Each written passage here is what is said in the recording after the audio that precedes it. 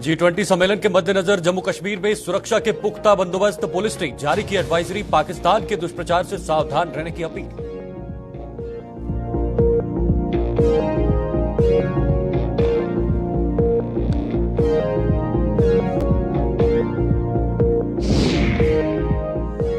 माता वैष्णो देवी की यात्रा में हो रहा इजाफा। रेलवे ने शुरू की 4 जोड़ी नई स्पेशल ट्रेनें। ट्रेनों में टिकटों के लिए अब नहीं होगी मारामारी।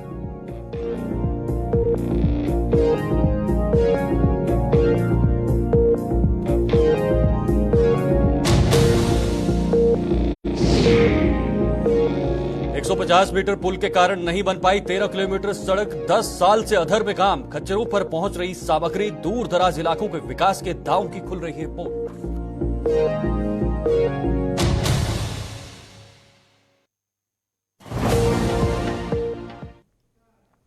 नमस्कार, जम्मू कश्मीर का खास बुलेटिन देख रहे हैं आप और मैं हूं आपके साथ शीतल शर्मा। खबरों की शुरुआत करते हैं। श्रीनगर में शुरू होने जा रही G20 सम्मेलन के मद्देनजर जम्मू कश्मीर में सुरक्षा बढ़ा दी गई है। पुलिस ने एक एडवाइजरी जारी कर लोगों से पाकिस्तान के दुष्प्रचार से बचने की अपील की है। श्रीनगर सहित कश्मीर घाटी में चप्पे चप्पे पर जहां सुरक्षाकर्मी तैनात किए गए हैं, वहीं जम्मू सहित संभाग के अन्य जिलों में भी इस सुरक्षा का असर देखा जा रहा है। तो चलिए आपको बता दें, G20 को लेकर आप तस्वीरें भी देख सकते हैं किस तरह से वहां पर सुरक्षा बल लगातार डल झील में भी वहां पर जो है वो मार्च कर रहे हैं और लगातार चाहे वो झील हो, चाहे वो सड़कें हो या बाकी जगहें हो, वहां पर गश्त कर रहे हैं। और आने वाले समय में जो G20 की बैठक होने वाली है उसको लेकर सुरक्षा पूरी तरह से सतर्क है। चाहे श्रीनगर हो, कश्मीर का इलाका हो, अन्य जिले हो या फिर जम्मू संभाग हो। जिस तरह से हमने जम्मू में भी देखा कि माहौल जो यहां पर है डिस्टर्ब करने की कोशिश आतंकियों द्वारा की गई है, लेकिन उसको लगातार सुरक्षा बल नाकाम कर रहे हैं। प्रशासन की तैयारियां पूरी हैं और आप तस्वीरों में भी देख सकते हैं जहां जिस डल झील में सैलानी दिखाई देते हैं उसमें आपको सुरक्षा बल दिखेंगे, क्योंकि ये सुरक्षा बल जो हैं ये सभी यहां पर जो है वो इस डल झील में लगातार मार्च कर रहे हैं और वहां पर पूरा ध्यान दिया जा रहा है। फिलहाल इस खबर पर मेरे साथ न्यूज रूम से मेरे सहयोगी अनिल जुड़ गए हैं और सीधे उनका रुख करते हैं। अनिल, सुरक्षा जो है वो काफी कड़ी कर दी गई है, काफी कम दिन बचे हैं इस बैठक को, तो क्या पूरी जानकारी है? आपको बता दें कि अगर हम बात सुरक्षा व्यवस्था के लिहाज से तो सुरक्षा का घेरा चौक चौबंद जो है वो देखने को मिल रहा है। जमीनी सतह की बात करते हैं या फिर आसमान की बात करते हैं तो पूरी तरह से घेरा जो है वो ये लेस नजर आ रहा है। और इसी के साथ साथ आपको बता दें कि पाकिस्तान और चीन की बात करते हैं तो लगातार वो षड्यंत्र रचने की कोशिश कर रहा है और अंतर्राष्ट्रीय स्तर पर जो है एक पूरी आपको बता दें कि जिस तरह से एक देश के खिलाफ जो है, भारत देश के खिलाफ जो है वो प्रोपेगेंडा चलाने की कोशिश की जा रही है। यहाँ पर विडंबना ये है कि जिस तरह से यहाँ पर बैठे कुछ समर्थक जो हैं लगातार इंटरनेशनल कॉल्स की बात करते हैं। हालांकि श्रीनगर पुलिस की, कश्मीर पुलिस की बात करते हैं तो उनकी तरफ से एक एडवाइजरी जारी की गई है, कोई भी इंटरनेशनल कॉल कोई भी आती है तो उससे आप सचेत रहें। हालांकि इंटरनेशनल कॉल्स के जरिए ये कहा जा रहा है कि ये शिखर सम्मेलन जो है ये नहीं होने जा रहा है। इस तरह की गुमराह करने के लिए जो है जम्मू कश्मीर की आवाम को हर तरफ से कहीं ना कहीं कोशिश की जा रही है इस बैठक को असफल बनाने में, लेकिन सुरक्षा बल जिस मुस्तैदी से काम कर रहे हैं, जिस मुस्तैदी से हर जगह पे तैनात है, वाकई में सुरक्षा काफी कड़ी है। अब कहीं ना कहीं सुरक्षा के साथ साथ, सुरक्षा बलों के साथ साथ NSG कमांडोज की भी तैनाती जो है वो कश्मीर में की गई है। कैसे वो निगरानी कर रहे हैं? देखिए, NSG कमांडोज की बात करें तो जिस तरह से जम्मू कश्मीर की बात करते हैं, ADGP कश्मीर की बात करें तो उनकी तरफ से ये बयानात दिए जा रहे हैं कि रूटीन जो एक चेकअप होता है उस दौरान जो है ये टीमों को डिप्लॉय किया गया है। क्योंकि अगर शिखर सम्मेलन की बात करें तो उसे भी मद्देनजर रखा जा रहा है और चौक चौबंद व्यवस्था को किस तरह से करना है, चाहे वो NSG के कमांडो हो या फिर जम्मू कश्मीर पुलिस के SOG के जवान हो, लगातार सिक्योरिटी को जो है चौक चौबंद किए हुए हैं। और उसी बीच अगर हम देखें कि जहां पर इस तरह की खबरें भी फैलाने की कोशिश की जा रही है कि वहां पर पकड़ दकड़ का माहौल किया जा रहा है। क्योंकि अगर हम देखें कुछ सियासतदान, जिसमें जम्मू कश्मीर की पूर्व मुख्यमंत्री महबूबा मुफ्ती की बात करते हैं तो उन्होंने कहा कि वहां पर पकड़ दकड़ का माहौल यहां पर चलता हुआ नजर आ रहा है, मगर ऐसा देखने को नहीं मिल रहा है। जम्मू कश्मीर की आवाम और जम्मू कश्मीर की जनता मिलजुल कर जो है इस शिखर सम्मेलन को बनाने के लिए जो है पूरी तरह से अपना योगदान दे रही है। बिल्कुल, बहुत बहुत शुक्रिया अनिल हमारे साथ जुड़ने के लिए। और खास तौर पर जो कश्मीर में इस वक्त हालात बने हुए हैं, जो सुरक्षा जिस तरह से वहां पर कड़ी कर दी गई है, उसको लेकर हम तक जानकारी पहुंचाने के लिए आपको बता दें ये तस्वीरें आप देख रहे हैं श्रीनगर की, जहां पर G20 सम्मेलन के मद्देनजर पूरे कश्मीर की बात करें तो सुरक्षा को कड़ी कर दी गई है और साथ ही साथ वहां पर डल झील में भी सुरक्षा कर्मी, सुरक्षा बल पूरी तरह से तैनात हैं। आप तस्वीरों में खुद अंदाजा लगा सकते हैं, चाहे वो जमीन हो चाहे वो आसमान हो, हर जगह नजर रखी जा रही है, क्योंकि ये बैठक अपने आप में देश के लिए या पूरी दुनिया के लिए बहुत ज्यादा महत्वपूर्ण है।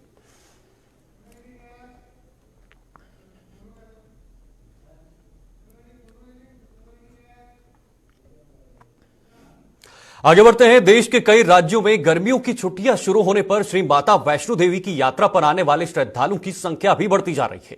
ट्रेनों में टिकटों के लिए मारामारी और श्रद्धालुओं की बढ़ती भीड़ के चलते रेलवे ने स्पेशल ट्रेन चलाने का फैसला किया था और 17 मई से शुरू हुई इन ट्रेनों की सेवा 28 जून तक जारी रहेगी। और साथ ही साथ आपको बता दें, अब जिस तरह से गर्मियां शुरू हो चुकी हैं और साथ साथ यहां पर श्रद्धालु और साथ साथ सैलानी भी बढ़ गए हैं, क्योंकि लगातार हम देखते हैं हर साल जब भी गर्मियां शुरू होती हैं उसके बाद तुरंत श्रद्धालु देश के अलग अलग राज्यों से जम्मू कश्मीर का रुख करते हैं और उसमें कहीं ना कहीं जो सबसे बड़ी चुनौती रेलवे के सामने रहती है वो टिकटों को लेकर होती है, क्योंकि टिकटें जो हैं वो सबको प्रोवाइड नहीं हो पाती हैं। इसको लेकर कुछ एक्स्ट्रा ट्रेनों का जो है वो बंदोबस्त किया था। फिलहाल हमारे साथ हमारी सहयोगी रितिका राजपूत इस पर जुड़ गई हैं पूरी जानकारी के लिए। रितिका, कितनी ट्रेनें अलग से चलाई गई हैं और क्या कुछ प्रबंध जो हैं रेलवे की तरफ से किया गया है? जी बिल्कुल, आपको बता देना चाहते हैं कि श्री माता वैष्णो देवी कटरा में यात्रियों की संख्या जो है वो दिन ब दिन बढ़ती जा रही है, जिसका नतीजा जो है वो हैवी रश के रूप में वहाँ देखा जा सकता है। यात्रियों के पहुंचने के जो साधन है, बाय बस वहाँ पे पहुंचे, यहाँ पे बाय रेल वहाँ पे पहुंचे और रेल से आने वाले यात्रियों की संख्या जो है वो दिन ब दिन बढ़ रही है और इसी संख्या बढ़ती हुई जो है यात्रियों की से देखते हुए यहाँ पे इंडियन रेलवे की तरफ से ये निर्णय लिया गया है कि यहाँ पे स्पेशल ट्रेन सर्विस जो है वो शुरू करवाई जाएगी, जिसके चलते अलग अलग राज्यों के यात्री जो हैं वो कटरा में माता रानी के दर्शन करने के लिए पहुंचेंगे। आपको बता देना चाहते हैं कि इसके लिए क्या कुछ सुनिश्चित किया गया है, उसकी जानकारी आपको दे रहे हैं। यहाँ पे जिन राज्यों का जिक्र किया गया है, राजस्थान, दिल्ली, यूपी, हरियाणा और पंजाब के तमाम जितने भी श्रद्धालु हैं वो इन ट्रेन सर्विस को एंजॉय कर पाएंगे और इसी के अलावा ये सर्विस जो है ये 28 जून तक लगातार दी जाएगी और हफ्ते में 2 दिन डिसाइड किए गए हैं, बुधवार और शुक्रवार के दिन ये ट्रेन सर्विस रहेगी। यानी कि जितने भी यात्रियों को अब कटरा आना होगा वो इस ट्रेन की बुकिंग जो है ऑनलाइन कर सकते हैं। बिल्कुल रितिका, क्या आपको लगता है इस कदम से वहां पर यात्रियों को जो है वो राहत मिलने वाली है? जी बिल्कुल, आपको बता देना चाहते हैं कि कटरा में जितने भी यात्री आते हैं उनके आने का और जाने का समय जो है ट्रेन का वो सुनिश्चित पहले ही कर लिया जाएगा। इसके लिए आप ऑनलाइन भी अप्लाई कर सकते हैं ट्रेन टिकट के लिए और इनकी वेबसाइट पे जाके आप अपनी टिकट की बुकिंग जो है वो प्रॉपर डेज के हिसाब से की जाएगी। जितनी वेकेंट सीट वहाँ पे होंगी उसी हिसाब से यात्रियों को अलॉट भी की जाएंगी, यानी कि वहाँ पे रश की समस्या से यात्रियों को किसी भी प्रकार की दुविधा ना आए, इसीलिए ये प्रबंध किए जा रहे हैं और वहाँ पे तमाम यात्रियों के प्रबंधों को मैनेज करने को लेकर ये निर्णय लिया गया है। ठीक है, बहुत बहुत शुक्रिया रितिका, ये तमाम जानकारी हमारे दर्शकों तक साझा करने के लिए। तो आपको बता दें, रेलवे ने 4 जोड़ी नई स्पेशल ट्रेनें जो हैं वो शुरू की हैं। इसके लिए हफ्ते में 2 दिन निर्धारित किए हैं और उन्हीं 2 दिनों में इनको स्पेशल जो है वो ट्रेनें मिल सकती हैं, उनकी टिकटें जो है वो प्रोवाइड हो सकती हैं। फिलहाल आपको बता दें, अब माता वैष्णो देवी के लिए जो है वो श्रद्धालुओं का, भक्तों का आना काफी तेज हो गया है, काफी भीड़ हो रही है और इसको लेकर सरकार ने, यहां पर रेलवे ने ये बड़ा कदम जो है वो उठाया है। जम्मू कश्मीर के दूर दराज के इलाकों को सड़क संपर्क से जोड़ने के लिए सालों पहले शुरू की गई परियोजनाएं अभी तक अधर में लटकी हुई हैं। बात करें अगर रामबन जिले की, तो यहां आज से 10 साल पहले शुरू हुआ 13 किलोमीटर लंबी सड़क का काम मात्र 150 मीटर एक पुल के न बनने से रुका पड़ा है। आलम यह है कि पुल न बनने से सड़क की निर्माण सामग्री भी घोड़ों और खच्चरों पर मंजिल तक पहुंचाई जा रही है। तो तस्वीरें हैं रामबन की, जहां पर सड़कें ना बनने से आम लोगों को दिक्कतें हो रही हैं और अपने आप में ये बहुत बड़ी दिक्कत है। दूर दराज इलाके के जो रहने वाले लोग हैं वो मात्र एक पुल ना बनने से पूरी सड़क जो है उसका काम रुका हुआ है और उसके चलते यहां पर लोगों को काफी दिक्कतें उठानी पड़ रही हैं। पूरा मामला है रामबन का, जहां पर कई सारे जो दूर दराज इलाके हैं उनको सड़क संपर्क से जोड़ने के लिए परियोजनाएं चलाई गई थी। सड़क जो है वो हर घर तक पहुंचाने की, हर गांव, हर इलाके तक पहुंचाने की बात कही गई थी, लेकिन वो यहां पर नहीं हो पाया है। फिलहाल रामबन से हमारे साथ नदीम, हमारे सहयोगी इस वक्त जुड़ गए हैं। नदीम, ये जो मामला रामबन से सामने आया है, क्या पूरी जानकारी है और क्यों आखिर इस पर कोई कदम नहीं उठाया जा रहा है? की हम बात कर रहे हैं डिस्ट्रिक्ट रामबन के तहसील पोगलपाल स्थान की 13 किलोमीटर है और इसके पहले ब्रिज है जो एक नदी के ऊपर 2013 में शुरू किया गया था, लेकिन 10 साल का अब तक के बाद अब तक एक मुकम्मल नहीं हुआ है। अगर वहाँ के लोगों की बात करें तो लोगों का ये कहना है कि जनाब जमाना कदीम की तरफ आज भी हम जिंदगी बसर कर रहे हैं, जहाँ आज से 10 साल पहले घोड़े और खच्चरों का इस्तेमाल करते थे सामान अपने घरों तक पहुंचाने के लिए, वही तर्ज आज भी हमारे यहाँ बराबर दस्तयाब है। बिल्कुल। ये नदीम, ये जो सपने दिखाए हैं सरकार ने वहां पर, ये सब सपने जो हैं वो साकार कब होंगे? इतना समय लग गया है, इस पर कार्रवाई क्यों नहीं हो रही है? जी बिल्कुल, देखिए शीतल, मैं आपको एक चीज बता दूं, क्योंकि इस रोड के पहले किलोमीटर के जहां ब्रिज की बात करें जो एक नदी पर बनना था, उस ब्रिज का काम जब तक मुकम्मल नहीं होगा तो जाहिर सी बात है कि आप आगे के 13 किलोमीटर का सफर पैदल ही तय करेंगे जब तक आपके पास गाड़ी होगी नहीं। अब आलम इस तरह का है कि जो आगे का काम चल रहा था जहां गाड़ियां पहुंचती थी, क्योंकि मॉडर्न टाइम में मॉडर्न टेक्नोलॉजी का इस्तेमाल, लेकिन वहां पर जब आप देखेंगे आपको रेत अगर अपनी साइड पे पहुंचाना है, सैंड, एग्रीगेट, सीमेंट या बाकी चीजें या मशीनों के लिए जो वहां पे मशीनरी काम करी है, उसके लिए अगर जो उनका फ्यूल है जिसमें डीजल वगैरह की हम बात करें, वो तमाम चीजें वहां खच्चरों और घोड़ों के जरिए पहुंचाई जा रही है। तो जाहिर सी बात है यहाँ हम कहेंगे कहीं कि एक बात तो इसका ये है कि जरा काम बड़ी सुस्त रफ्तारी से चले, क्योंकि मॉडर्न टेक्नोलॉजी का जहाँ इस्तेमाल किया जा सकता था वो नहीं हो पा रहा है। और हैरान कुन बात यह है कि जहां हम देख रहे हैं कि एक छोटे से ब्रिज को जो 150 या 200 मीटर का स्पैन हो, उसको कंप्लीट करने में आपके पास 10 साल का अरसा कम हो जाता है। तो जाहिर सी बात है कि सरकार के उन दावों की पोल तो खोलता हुआ ये पुल नजर आ ही रहा है कि जनाब 10 साल में आपने एक ब्रिज कंप्लीट नहीं कर पाया। हालांकि इस बारे में हमारे पीएमजीएसवाई के जो कंसर्न ऑफिसर्स हैं उनसे बात हुई, उनका कहना है कि जनाब हम बहुत जल्द ये ब्रिज लोगों के नाम वकफ करेंगे, लेकिन अगर बहुत जल्द लोगों के नाम वकफ करेंगे तो उस 10 साल का क्या जो 10 साल से लोग इंतजार कर रहे हैं, आज भी जमाना कदीम के तर्ज पर जिंदगी बसर करने पर मजबूर हुए। और जहां आगे के काम की रफ्तार है वो इस वजह से रुकी हुई है कि जनाब आपको तमाम चीजें वहां घोड़ों के जरिए से पहुंचानी है। बिल्कुल, ये अपने आप में बहुत बड़ी बात है और इंतजार रहेगा लोगों को कि आखिर कब तक जो पुल का निर्माण है वो हो पाएगा और वहां पर सामान्य रूप से जो लोग हैं वो आना जाना उनकी आवाजाही में उनको काफी राहत मिलेगी। फिलहाल बहुत बहुत शुक्रिया आपका नदीम हमारे साथ जुड़ने के लिए। आपको बता दें दिक्कतें जो हैं वो अभी भी बरकरार हैं। जिस तरह से सरकार दावे करती है कि विकास का कार्य हुआ है, सड़कें बनाई गई हैं, लेकिन अभी भी कुछ ऐसे इलाके हैं जम्मू कश्मीर के और वहां पर अभी तक सड़कें नहीं पहुंच पाई हैं। मात्र पुल की वजह से, पुल के निर्माण ना होने की वजह से सड़कों का कार्य रुका हुआ है। ये रामबन की तस्वीरें आपको दिखा रहे हैं।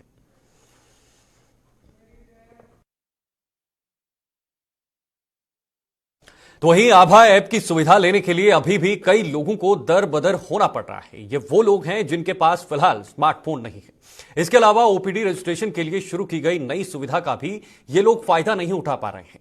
जम्मू के जीएमसी अस्पताल प्रशासन ने हालांकि दावा किया है कि ऐसे लोगों की पूरी मदद की जा रही है, लेकिन स्मार्टफोन न रखने वाले कई लोग अभी भी पशोपेश में हैं।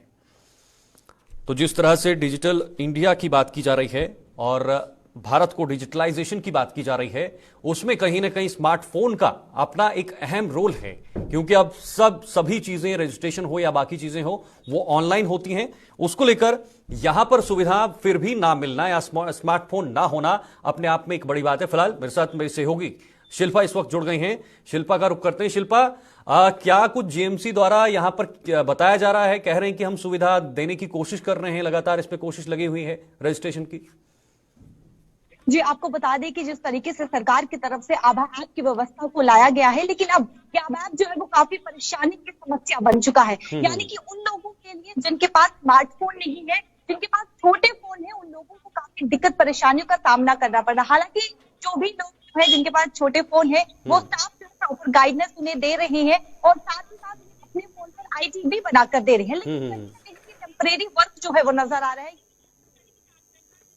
आम जनता से बातचीत करने की कोशिश की तो उनका साफ तौर पर ये कहना था कि कहीं ना कहीं ये टेम्परेरी वर्क जो है वो देखने को मिल रहा है, क्योंकि 24 आवर्स जो है हालांकि किन्हीं कारणों की वजह से 24 आवर्स स्टाफ जो है वो देखने को नहीं मिलता है, अवेलेबल नहीं देखने को मिलता है। तो जिस समय पर यानी कि कोई मरीज अगर आता है, उसे अपने मरीज को यहाँ पर एडमिट करना है, तो आखिरकार वो किस प्रकार से अपनी आईडी जो है वो छोटे फोन पे बना पाएगा, जिसके चलते यानी कि उन लोगों को काफी दिक्कत परेशानी का सामना करना पड़ रहा है। और साथ ही साथ आपको ये भी बता दी चलिए कि इस तरीके से हमने आम जनता से बात की और एरिया के लोग पाएंगे जो कि जागरूक नहीं है, आखिरकार उन्हें पता नहीं है कि आभा ऐप क्या है, किस प्रकार से यूज की जाती है, किस प्रकार से आईडी बनती है, टोकन किस प्रकार से मिलता है। यानी कि परेशानी की बात करें तो परेशानी उन लोगों को देखनी पड़ रही है जो कि जिनके पास छोटा फोन है। कहीं ना कहीं ये नजर आ रहा है कि टेम्परेरी वर्क यानी कि सिलसिला जिस तरीके से चलता जा रहा है उसी तरीके से यहाँ पर जो है वो चलाया जा रहा है।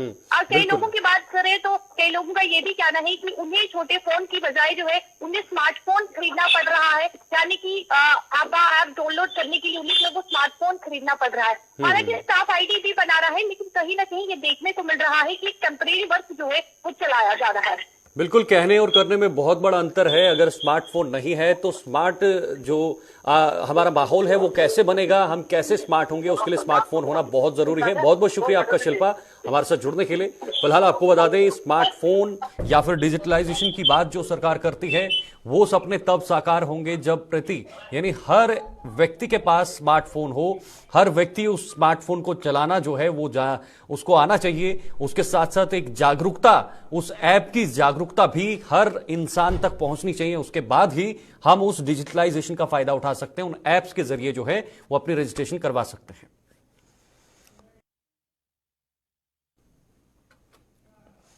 बुलेटिन में आगे बढ़ते हैं। कृषि विभाग द्वारा उपलब्ध करवाए गए धान के बीज को लेकर जम्मू के मड ब्लॉक के गांव पजोड़ के किसानों ने सवाल उठाए हैं।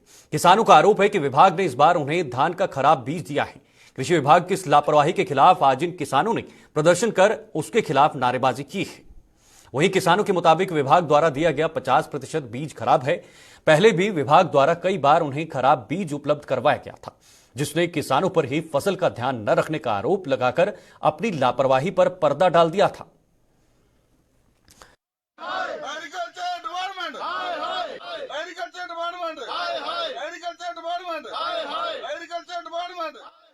उन्होंने बताया कि इस बार फिर से महकमे ने जो मुंजी का जो बीज दिया है 6444 और 370, ये दोनों खराब निकले हैं। इसके लिए पहले हमने सोचा शायद हो सकता है किसी एक बैग में कोई गलती से आ गया हो। फिर हमने जितने भी एरिया में हमारे जो किसान भाई थे उन्होंने जब बैग खोले, सभी में जो बीज था वो 50% से ज़्यादा जो खराब है। कुछ लोगों ने ये बीज अपने खेतों में उगा भी दिया है, कईयों ने जस्ट इसको अभी खोल के देखा है। इसके सिलसिले में जब हम डिपार्टमेंट में अपने मिश्रीवाला जोन में जाके एग्रीकल्चर डिपार्टमेंट वालों से मिले, इन्होंने कहा जी कोई बात नहीं, ये बीज हमें वापस कर दीजिए, ठीक है। ये हम आपके चैनल के माध्यम से एक और मैं बात बताना चाहता हूँ। ये एक शुरुआती में हमने महकमे की एक नालायकी को पकड़ा है। इसमें क्या हुआ है कि अगर ये बीज लगा दिया जाता हमारे किसान भाइयों की तरफ से, और बीज जब कल को डिपार्टमेंट के हम पास जाते हैं कि ये जो देखिए फसल खराब हो गई है, तब डिपार्टमेंट के जो एग्रीकल्चर के जो नुमाइंदे यहाँ पे आते हैं, जो सर्वेयर आते हैं, वो कहते हैं आपने पानी नहीं लगाया होगा, आपने खाद नहीं डाली होगी, आपने देखभाल नहीं की होगी। ਜਿਹੜਾ एग्रीकल्चर डिपार्टमेंट है इन्हें अं जो बीज दिता किसानी की एक 6444 बीज है, ये साढ़े हथ बिच है। ये बिल्कुल मतलब इं पड़े का बीज और पत्तर होंगी ना, पत्तर जो साह नहीं जान नहीं। ये किसान लोग अगर अस जमीना बिच इस बीज की लागे तो साढ़ा पहले तो यदि जनरेशन होनी ही नहीं है। ये साढ़े किसाने कन्नै बड़ा बड़ा धोखा किया डिपार्टमेंट एग्रीकल्चर ने। अस ये सुनाना चाहते हैं डिपार्टमेंट एग्रीकल्चर की, जनाब इन्ना बड़ा फरेब क्यों? अस LG महोदय तक गल पहुंचाना चाहते हैं। LG साहब तुस बड़े बड़े वायदे करते हो, अज इन्ने 100 करोड़ सबसिडी आवा करती डिपार्टमेंट एग्रीकल्चर की तरफों। केड़ी सबसिडी है जे किसाने की तुस बी नहीं सही देगे, किसाने की इत्थे रीढ़ की हड्डी तुसें त्रोड़ी दी, केड़ी सबसिडी है?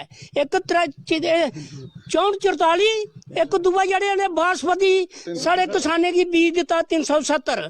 कल अस मिसरी वाले गेदे हे, उन्हें डिपार्टमेंट डब दिता दे साढ़े उधर साढ़े डॉक्टर बुजुर्ग ने, डॉक्टर ईश्वर सिंह जी और 10 बंदे जो उन्हें बीज लैता 370। बिल्कुल वो जड़ियां गुत्थियां विच बीज है जड़ा उन्हें सीड पाए दा, वो ब्लैक फ्री गेदा, ओदे कोई जान नहीं, कोई सत्त नहीं, कोई कुछ नहीं। किसान जेड़े ने जो लैने बीज आंदा 370 आंदा बासमती का, जो बासमती लानी ही 6444 आंदा, जो 6444 लानी ही। बड़ा फरेब यह है, सब तो बड़ा फराड यह है कि उपर लिखदा 6444, तुहानूं बैग दसने आ, उपर देखो बड़े बड़े लफ्ज़ें लिखोए दा 6444, लेकिन बीज जेड़ा बिच है, जेड़ा बी है वो पता नहीं कुतों थल्लू सोती है, कोई पड़े पुड़े का बी पाए दा। ये देखो, ये तुहानूं अस ये देखो पोरी दसने आ, ये देखो ਇਹਦੇ ਚੌਲ ਵੱਖਰੇ ਤੇ ਫੱਕ ਵੱਖਰੀ ਨਿਕਲਾ ਕਰਦੀ ਹੈ। ਤੋ ਦੱਸੋ ਇਹ ਜੋ ਜ਼ਮੀਨ ਵਿੱਚ ਪੈਦਾ ਹੋ ਗਏ ਇਹ ਕਿ ਦੇਗੇ। ਪਿਛਲੀ ਵਾਰ ਵੀ ਐਸਾ ਹੋਇਆ ਲੋਕਾਂ ਮੁੰਜੀ ਆਂਦੀ ਲਾਈ ਉਹ ਇੰਨੀ ਨਿੱਕੀ ਨਿੱਕੀ ਜਿਹੀ ਰਹੀ ਨਾ ਲੋਕਾਂ ਕੁਝ ਮਿਲਿਆ ਨਾ ਇਹਦਾ ਕੋਈ ਇੰਸ਼ੋਰੈਂਸ ਹੈ ਨਾ ਕੋਈ ਇਹਦੀ ਗੱਲ ਹੈ ਨਾ ਬਾਤ ਹੈ। ਇਸ ਦੀ ਇਨਕਮ ਦੁਗਣੀ ਕਰਨੇ ਦੀ ਗੱਲ ਕਰਦਾ ਹੈ ਹਮੇਸ਼ਾ ਡਿਪਾਰਟਮੈਂਟ, ਕੀ ਆਖੋਗੇ? ਦੁਗਣੀ ਇੰਨੀਆਂ ਹੋਈ ਜਿੰਨੀਆਂ ਹੁਣ ਸਾਡੀ ਕਣਕ ਖਰਾਬ ਹੋਈ ਅੱਜ ਤੱਕ ਇੱਕ ਵੀ ਬੰਦਾ ਜਿਹੜਾ ਉਹ ਕਦੇ ਪੈਸੇ ਤਾਂ ਕੁਦਾਰੇ ਜਾਂ ਕੋਈ ਪੁੱਛਣ ਵੀ ਨਹੀਂ ਆਇਆ ਵੀ ਤੁਹਾਡੀ ਫਸਲ ਖਰਾਬ ਹੋਈ ਨਹੀਂ ਹੋਈ ਕਿੰਨੇ ਲੋਕਾਂ ਦੀ ਹੋਈ। ਇਹ ਸਰਪੰਚ ਸਾਹਿਬ ਖੜੋਤੇ ਦੇ ਨਹੀਂ ਤੁਸੀਂ ਪੁੱਛੀ ਸਕਦੇ ਹੋ ਕਿ ਆ ਤੁਹਾਡੇ ਕੋਲ ਡਿਪਾਰਟਮੈਂਟ ਦਾ ਫੀਲਡ ਅਫਸਰ ਕਾਹਦੇ ਵਾਸਤੇ ਲਾਇਆ ਜਾਂਦਾ ਕਿ ਉਹ ਫੀਲਡ 'ਚ ਰੋਏ, ਨਾ ਕਿ ਫੀਲਡ ਅਫਸਰ ਜਿਹੜਾ ਏਸੀ ਅੰਦਰ बैठे। रुक करते हैं अगली खबर का। डोडा जिले की गंधो सब डिवीजन के धदकाई गांव में वीरवार देर रात संदिग्ध परिस्थितियों में आग लगी है। उसमें 2 मंजिला मकान जलकर राख हो गया। गनीमत यह रही कि इस हादसे में कोई जानी नुकसान तो नहीं हुआ, अलबत्ता कुछ जेवरात व नकदी सहित अन्य सामान जलकर राख हो गया है। आग में जलकर राख हुए इस मकान में 3 परिवार रहते थे जो अब बेघर हो चुके हैं। वहीं सड़क की सुविधा होने के कारण दमकल कर्मियों का मौके पर नहीं पहुंच पाए और स्थानीय लोगों ने कड़ी मशक्कत के साथ इस आग पर काबू पाया। पीड़ित परिवारों और जनप्रतिनिधियों ने डोडा प्रशासन से इस गांव में जल्द सड़क सुविधा देने की मांग की है ताकि भविष्य में किसी को भी नुकसान न उठाना पड़े।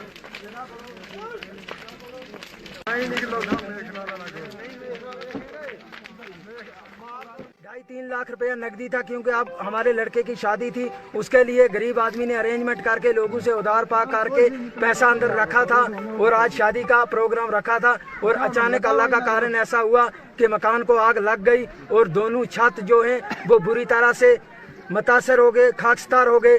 मैं एलजी गवर्नमेंट से यूटी गवर्नमेंट से ये कहना चाहता हूँ कि अगर हमारी ढड़काई बी में रोड होती शायद ही ये जो इस वक्त हादसा पेश आया ये नहीं आ सकता था और लिहाजा हम गरीब आदमी हैं और हमारे इस वक्त भी रोड नहीं है। 21वीं सदी में भी हमारे साथ सुकैली माँ जैसा सलूक गवर्नमेंट बरत रही है और हमें पूरी अपनी एडमिनिस्ट्रेशन एसडीएम गंदो से डीसी डोडा से पुरजो मतलब उम्मीद है कि वो किसी रेड क्रॉस से और किसी तरह से हमारी मदद करेंगे क्योंकि इस वक्त हमारे पास सिवाय अल्लाह ताला की मदद के कुछ नहीं रहा। जो भी था मकान में खाकसार हो गया, जल गया। तो वहीं जम्मू के मेयर राजेंद्र शर्मा ने जम्मू की मुबारक मंडी का दौरा वहां डोगरा शासकों की धरोहर के संरक्षण के काम का निरीक्षण किया है। मेयर ने बताया कि वे जल्द ही केंद्र सरकार को एक प्रस्ताव भेजेंगे जिसमें मुबारक मंडी के किसी एक महल को होटल में बदलने और उसे केंद्रीय पर्यटन विभाग के अधीन करने का सुझाव दिया जाएगा। अगर मुबारक मंडी केंद्रीय पर्यटन विभाग के अधीन आती है तो इसके संरक्षण के काम में गति आएगी और इसका रखरखाव भी अच्छी तरह से हो पाएगा।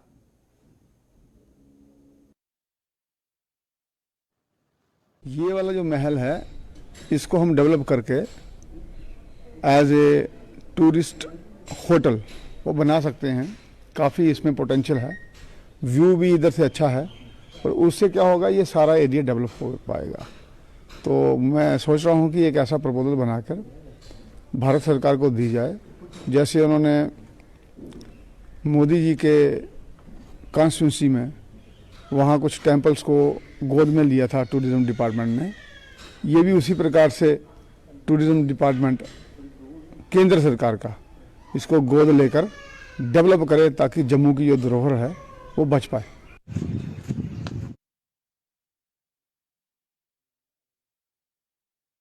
आगे बढ़ते हैं। विकास कार्य न होने से नाराज कठुआ के गोविंद सर के लोगों ने प्रशासन व ग्रामीण विकास विभाग के खिलाफ प्रदर्शन किया है। लोगों का आरोप था कि गोविंद सर में गलियों और नालियों की हालत बेहद खस्ता है। गलियों और नालियों की हालत खराब होने के कारण हर तरफ गंदगी फैली हुई है जिसके कारण कई बीमारियों के पनपने का खतरा मंडरा रहा है।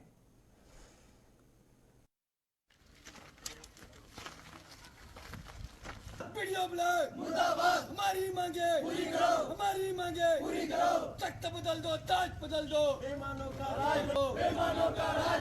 ये रस्ते पे ऐसा करें जो सानू तंगी बड़े रस्ते पे लंघने जाए कोई मच्छर वेवा गंद पेदा टुट जा भजे जा जी छिड़क बनाए हो पाया सलाब दे वो भी टुटी जो थल्ला पी है वो नाला भी गंदे ने भरी नजर नहीं है।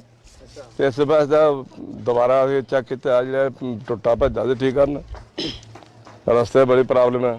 सर समस्या ये है भी तुम गली की हालत तुम कवर करो अपने कैमरे के माध्यम कन्नै कि सर इन्नी बुरी हालत है ना कि अद्ध कोल बद्ध जां तो एडमिनिस्ट्रेशन जां वीडियो ब्लॉग वाले जां तो सोचते हैं कि ऐसी बस्ती है ਤੇ ਉਸ ਕਾਰਨ ਨਹੀਂ ਕੰਮ ਹੁੰਦੇ ਤੇ ਜਾਂ ਤੇ ਕੰਮ ਹੋਣ। ਪਹਿਲੇ ਤੇ ਦੇਖਿਆ ਤੁਸੀਂ JCB ਲਾਈ ਆ, ਉਹ ਪੁੱਟੀ ਦੀਆਂ ਸਾਰੀਆਂ ਗਲੀਆਂ ਜਿਹੜੀ ਬਣੇ ਦੀਆਂ ਉਹ ਵੀ ਖਰਾਬ ਹੋਈਆਂ।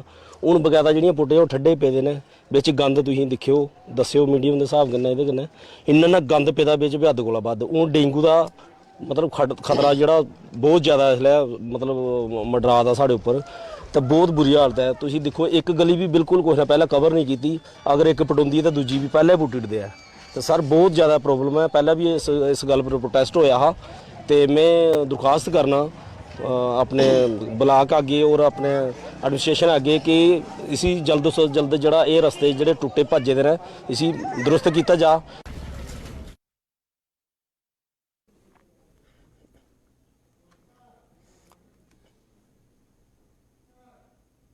इस बुलेटिन में फिलहाल के लिए बस इतना ही। मुझे दीजिए इजाजत। नमस्कार।